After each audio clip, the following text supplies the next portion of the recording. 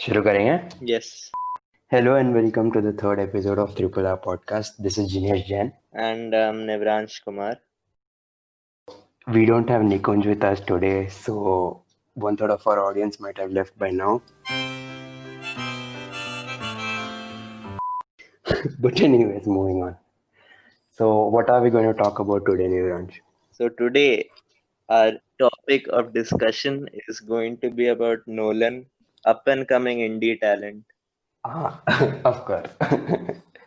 He gets a very little screen Huh. time in theaters. Not so well known movies. So Inception, Prestige, Interstellar, to name a few. Moving on from the sarcastic comments. Okay. What is your general perception about Christopher Nolan movies? Perception, I think what Like, really okay, let me rephrase this. Let's say there is a new Christopher Nolan movie coming up, which it is. What do you expect going into the theater? okay. The thing is, a few friends of mine have been sending me reviews of this film. And Okay, generally, before we go to a Nolan movie, I mean, हम नहीं देखते ना reviews वगैरह. right. See, because your experience might get altered. You might be thinking about what your friend said about this movie, and many other reasons why the experience might not be heightened.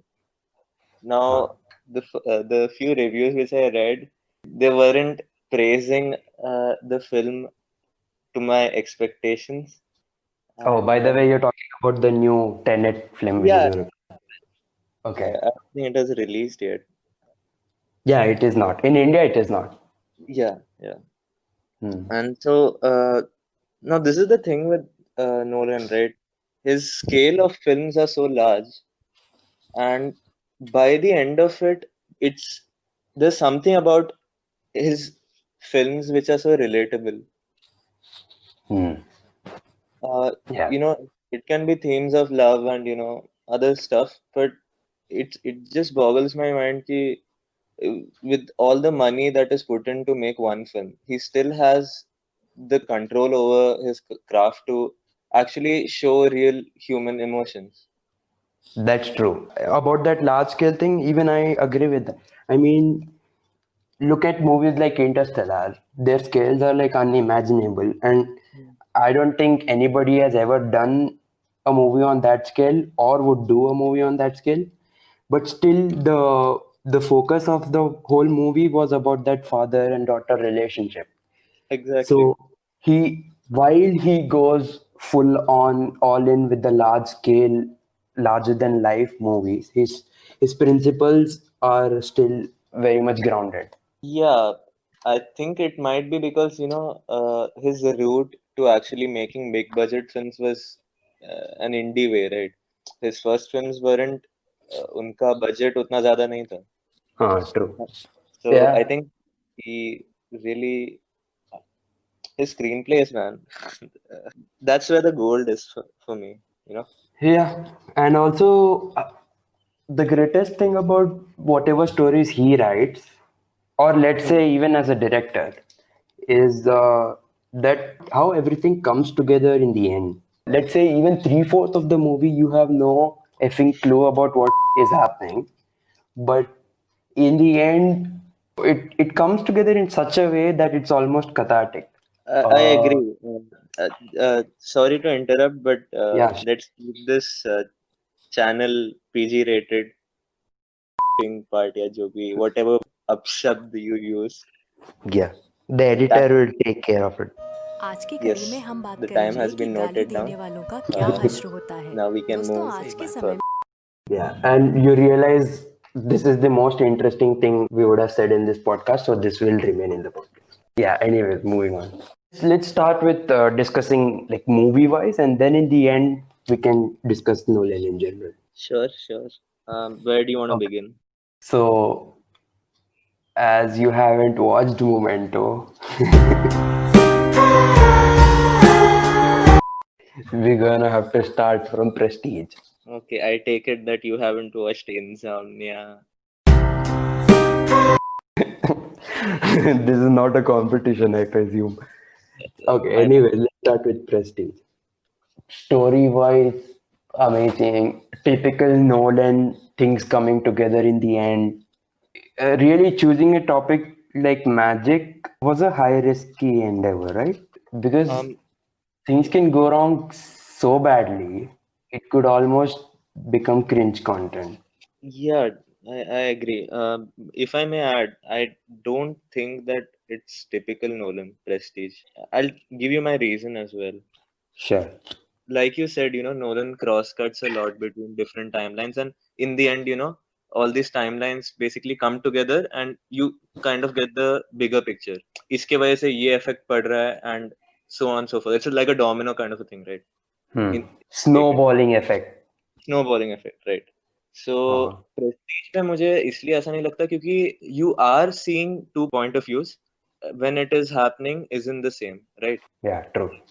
For a brief amount of time, you're alone with Christian Bale's character, you're alone with Hugh Jackman's character, and there are scenes, yes, when they both are together.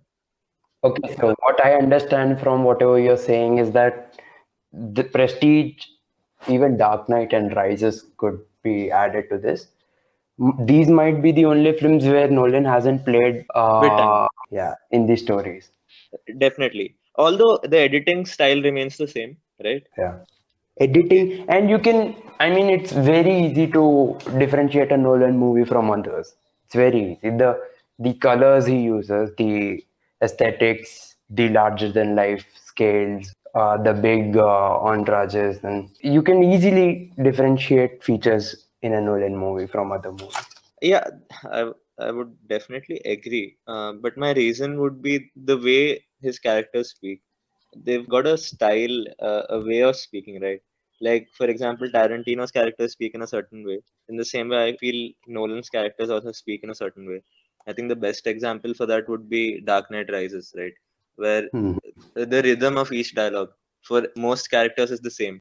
But I mean, if I, you, I know most of his movies, not most, let's say 60-40. So 60% of his movies are mostly story driven and not character driven. And there are only 40% which includes Batman, Dark Knight Rises, and maybe a bit of it in Interstellar. In that, movies like Dunkirk and Prestige, they are clearly not character driven. mm, sorry. What I was trying to say was that Hmm. what really differentiates between a mindless blockbuster film and a Nolan film is the script, thought that goes behind the story, the outline. Right. I think the best example of causality in Nolan scripts would be Dark Knight Rises. I've taken that name a few times because that's the recent film that we watched. Yeah. That's what for me differentiates a Michael Bay film and a Nolan film.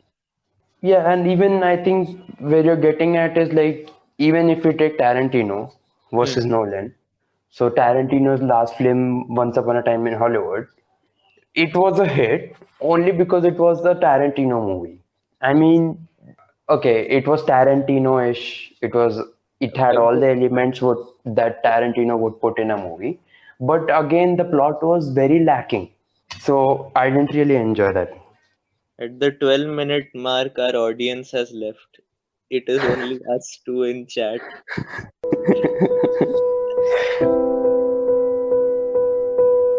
Audience has left the chat. Yeah. Uh, And we don't really know who our audience is, so it doesn't really matter. so yeah, that's a major plus. Ignorance is bliss after all. Hello, darkness, my old friend. You see, there are movies which have taken 10 years to be made. You see stories which have taken decades to be in their final forms. And in that respect, if you see, Nolan seems to be highly productive with a movie every 1 or 2 years with Um, such amazing plots and larger than life, large scale movies. I don't think even Tarantino is pushing out movies at this pace.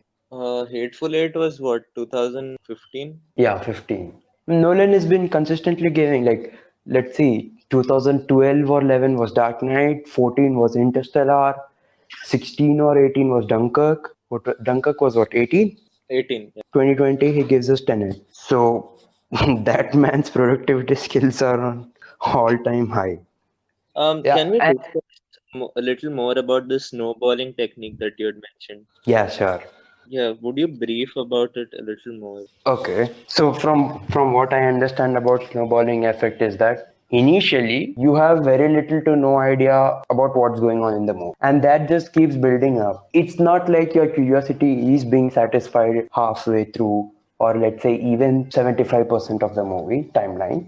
And it just keeps building up that tension, that curiosity. That's one of the things with Nolan movies, that you don't really get bored or distracted by not knowing what's going on. Your curiosity is still very alive, you're still very into the movie, and then it serves you. That snowball eventually comes to an end, and to be very metaphoric, it explodes by hitting something. And Uh, that's the climax where everything comes together with no, sorry, I mean with Nolan's snowballing effect. When you try your best, but you don't Snowballing effect has been tried by many others, but what's interesting with Nolan's snowballing effect is that the climax not only includes elements from the beginning of the movie, but also stitches together the things that were shown in the middle of the movie. So the first act, the middle act, and the last act all ties up together. Usually, the middle act is left out in other movies. That is what I feel. I What do you think? The only trend that my peanut-sized brain could understand from watching a few Nolan films was that suppose I have seen one and scene two and scene three, right? And one ke pehle bhi there has been a scene. The thing is with Nolan's kind of storytelling, I understand how he has reached to one, but I have no idea how he's going to go to two. And the part that you were saying that आप कभी bore नहीं होते Nolan की film देखते हुए. I think part Hmm. of it is owing to this that you don't know what the character is going to do next, but you know how he has reached till where he has reached. And in Act 3, yeah, ending of the film, where you actually know what the next step is, taking Interstellar, for example.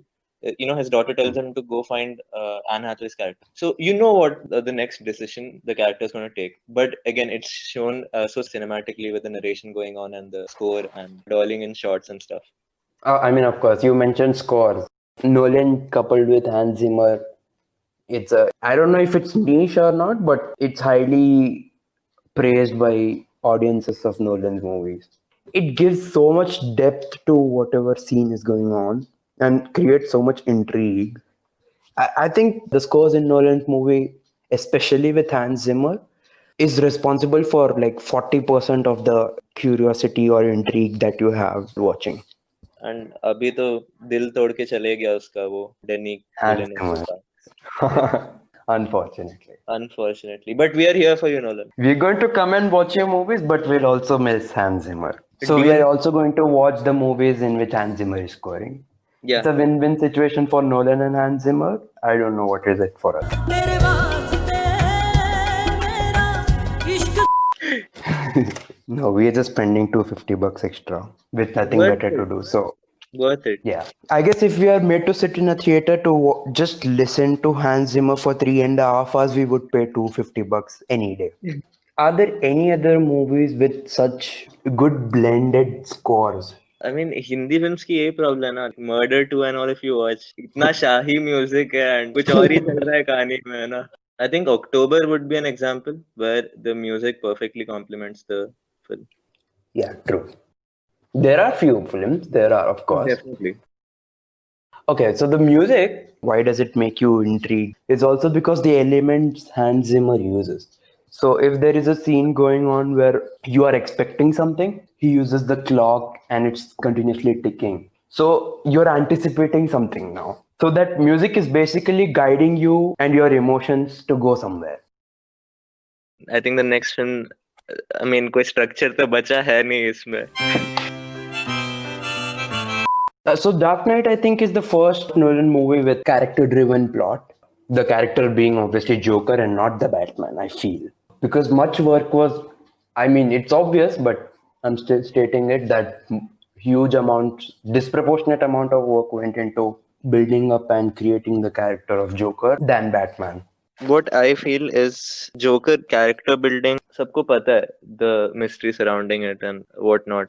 But what I like is each decision that Joker takes, it affects the emotional decisions which Batman takes, Hmm. thus creating a conflict between the character of Bruce Wayne and Batman. And Alfred is there hanging around. Yeah. Can you please address this Michael Caine in all Nolan movies? Yeah, I mean, it's not even Michael Caine.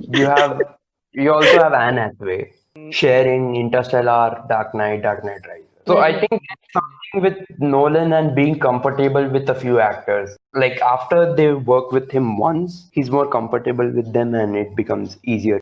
But I kind of disagree though also because in Dunkirk he made a very, let's say, not a conventional choice of using Harry Styles as a Yeah, actor. but I think Nolan said कि when he actually cast Harry Styles, he didn't know who he was. What I admire in Dunkirk is that they didn't go for these huge global stars, Yeah. which I felt kept the film more realistic. After a certain point, ऐसा दिख जाता है कई फिल्मों में कि सलमान खान का character नहीं है, सलमान खान है. You just went from Nolan to Salman Khan. I'm just going to pretend I didn't see that. मैं आ जाऊं क्या अपनी पर गेम खेल रहा है बराबर की क्या फेम मिल गई यहाँ पर दिमाग So just re-establishing my point with Rajnikant sir as well. Even our Tamil audiences have, you know, Tamil we were thinking of audiences. dubbing this in Tamil as well, but अभी लगता है कोई फायदा नहीं है उसका. Yeah, Dunkirk not having star cast. Good choice. Yeah, and this is also typical Nolan where I've listened to him on an interview where he says that he never thinks about who he's going to cast while writing the plot. It's only after the plot is completely written that he searches for actors. I think that's very difficult to do. No shit, Sherlock.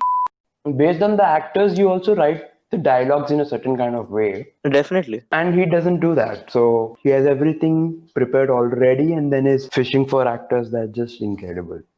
The brief amount that I have tried to write, I would say it's so difficult to write so abstractly कि मेरे दिमाग में I have a character, writing down the dialogue is so difficult compared to having an actor in mind and वो कैसे बोलेगा. I know a little bit, right, कि how he acts, how much can he pull off.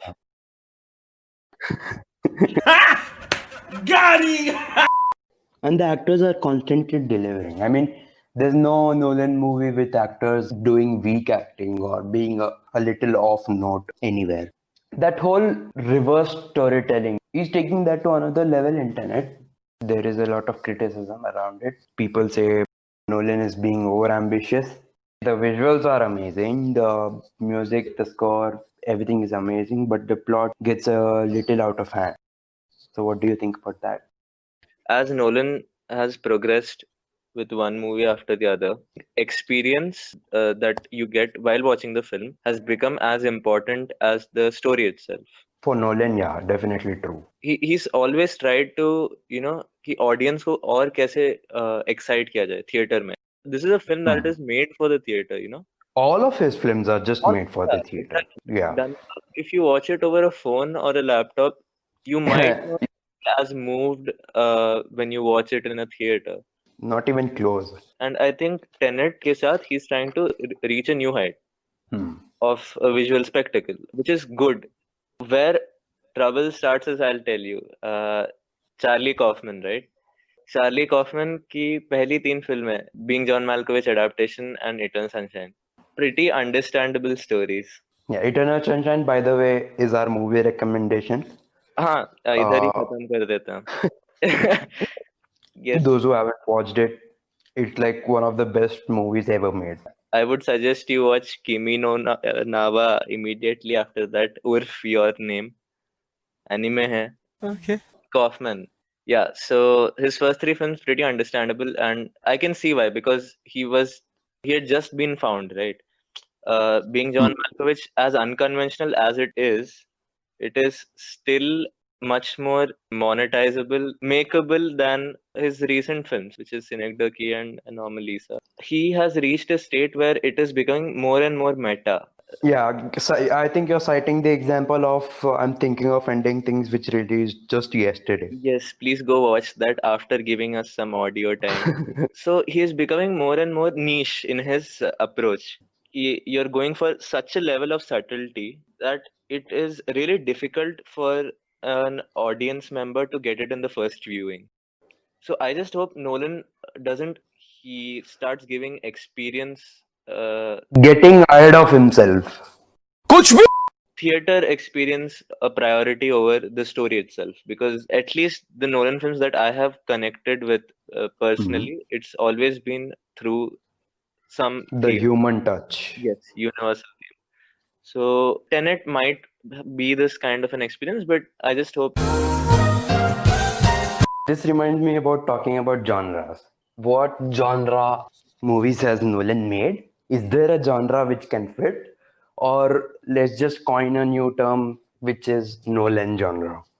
I think drama. For all of his movies, Yeah. you would put them under drama? Yes. Okay, but what about गजब बेइज्जती है दूल्हा को if you just categorize it into drama, then what about the thriller, sci-fi?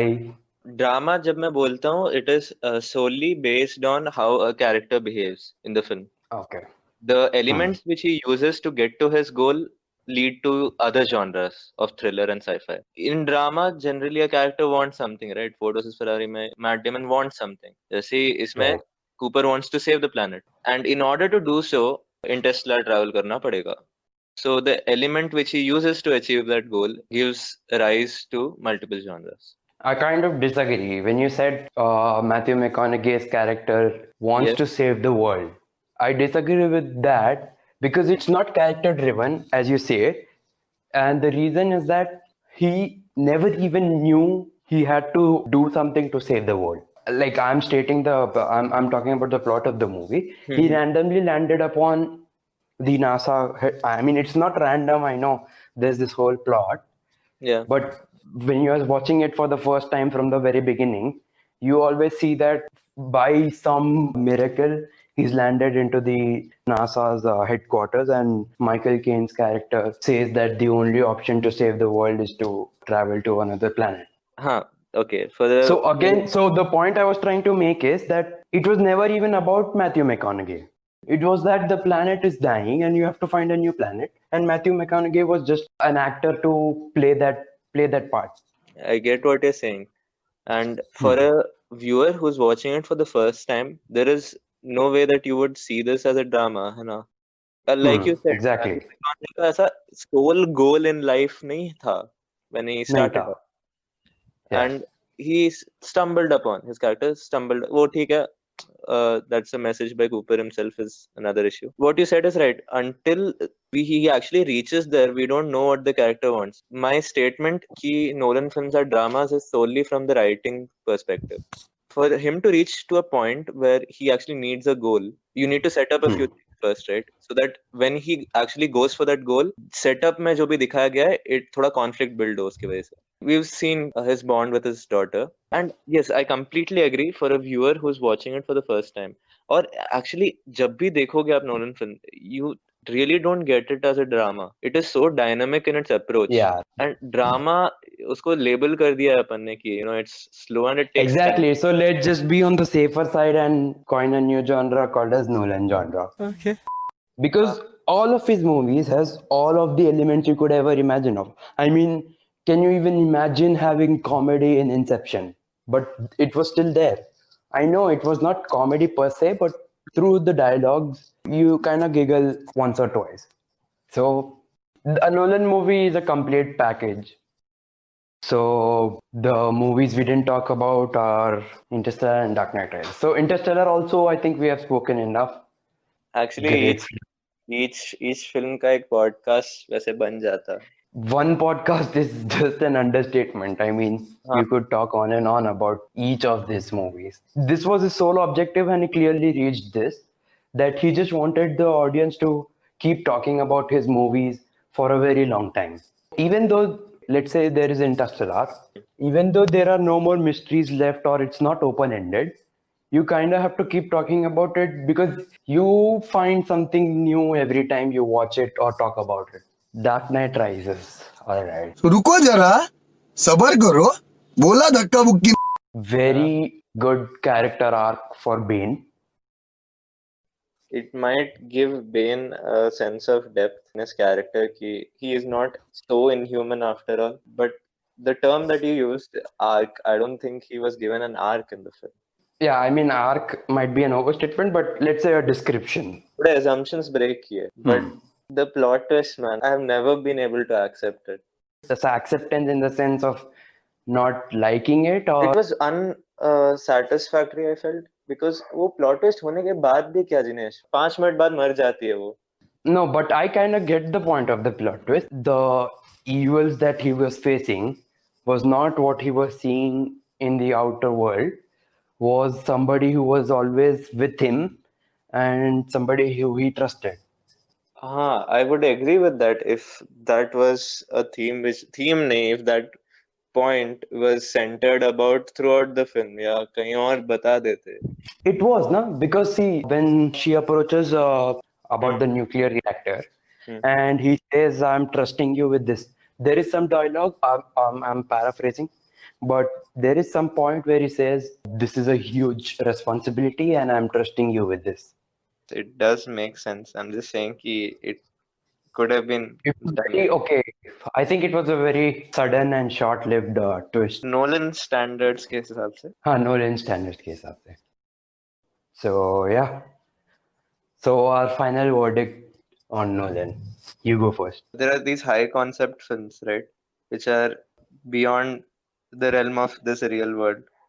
Not just superhero movies. अभी जैसे Project Power निकला था.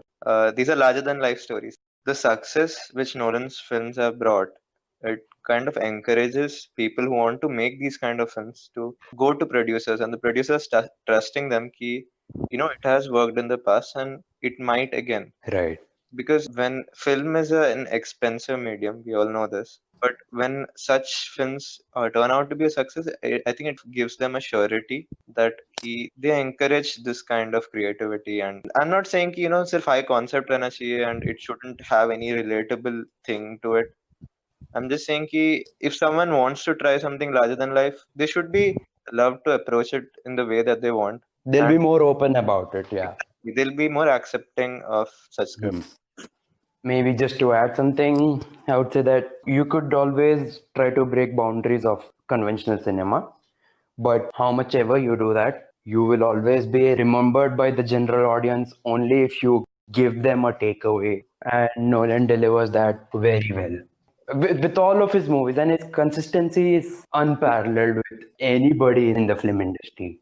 Yeah, and his not winning an Oscar ever is just ridiculous and makes you question the legitimacy of Oscars. It doesn't hurt me because the recognition it deserves वो मिल जाता है. Through the audience. That's there. But this checkbox of winning an Oscar, I don't know when Nolan is going to achieve that. वो biopic बना लेता ना उसको अगर academy award. Yeah. Moving on to the final segment of this podcast where we recommend you a song and a movie. It's the dream.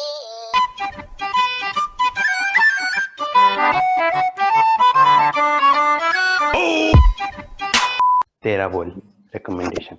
एक second hold कर रहा हूँ. हाँ सोच ले कट हो जाएगा ये सब.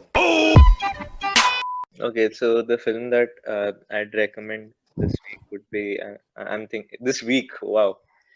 अगला podcast एक हफ्ते में तो नहीं आने. We'll try. Yes, we will try for our fans. Yeah, for our fans. Thank you for sticking around if you have reached this point of the podcast. The film that I'd like to recommend this week would be I'm Thinking of Ending Things, just released on Netflix, and Charlie Kaufman has been a personal favorite of mine. I don't understand much of his work yet, but I really appreciate the kind of movies he tries to make. So do give it a watch. I'm pretty sure it'll be worth it. And as for music, I'd like to recommend a score from a film called Short Term 12. It's another film that you could check out. It's on mental illness, and the score of that film particularly stood out for me. So yeah, that's my recommendation for 6 months. The movie I would recommend is Death in the Gunge, which I watched today only, and I think it's extraordinary, but I don't know. I have mixed feelings about it, but I want everybody to watch it because I think this is an achievement in the Hindi movie industry. I don't know why. I think this movie deserves a podcast, but I don't know. It's very mixed. Do you think it would have been There is, better if they made it in Hindi? I think so. It wouldn't reach But as I don't know how the characters would map out though within Hindi. Agreed. Anyway, it's a weird movie and I think you should watch it. And the song I would recommend is Knit Knit by Jasleen Royal. So yeah, that's about it. So yeah, signing off. And any queries, any suggestions on how to make the podcast better, you can email us on Yeah. tripplerpodcast@gmail.com. Even a hate comment would do, guys. Matlab, Yeah, we would be more than happy to read that. So yeah, until next time.